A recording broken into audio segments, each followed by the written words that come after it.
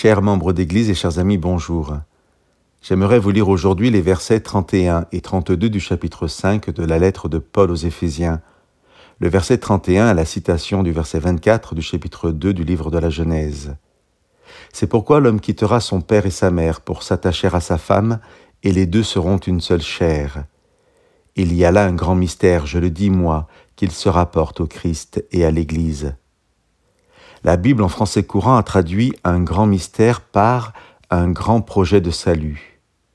Cette traduction qui lie mystère et projet de salut est intéressante et motivée dans cette lettre par les autres utilisations du mot mystère au chapitre 1 et 3. Utilisation qui lie mystère et l'œuvre de Jésus-Christ parmi nous. Le verset 9 du premier chapitre dit « Dieu nous a fait connaître le mystère de sa volonté, le projet bienveillant qu'il s'était proposé en Christ. » Et au chapitre 3, Paul dit que la grâce lui a été accordée d'annoncer la richesse insondable du Christ, ce qui revient à mettre en lumière la réalisation du mystère caché de tout temps en Dieu. Ainsi, par Jésus-Christ, s'accomplit le salut que Dieu veut pour chaque homme et chaque femme de cette terre, et ce salut reste en partie mystérieux. Chers amis, peut-être que vous entendez ces paroles, vous en comprenez le sens, mais vous ne comprenez pas comment cela est possible, et vous cherchez une compréhension rationnelle qui puisse satisfaire votre intelligence. Mais le partage d'aujourd'hui parle de mystère.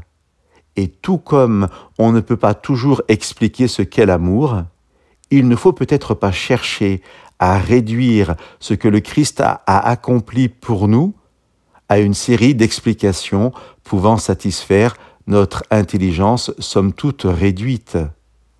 Parce que je défie quiconque qui a été un jour amoureux à réduire et à expliquer ce qu'il a ressenti et vécu comme une simple combinaison chimique émanant de son cerveau.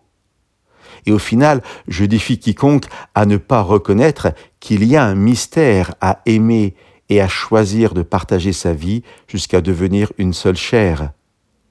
Si vous avez eu le privilège de vivre cela, ou si vous l'entendez simplement et le comprenez, la parole biblique nous dit que c'est cette relation que Christ veut vivre avec nous à travers l'Église, que l'Église est l'épouse du Christ et qu'il attend d'elle la même intimité et relation exclusive qu'un homme ou une femme avec l'être aimé.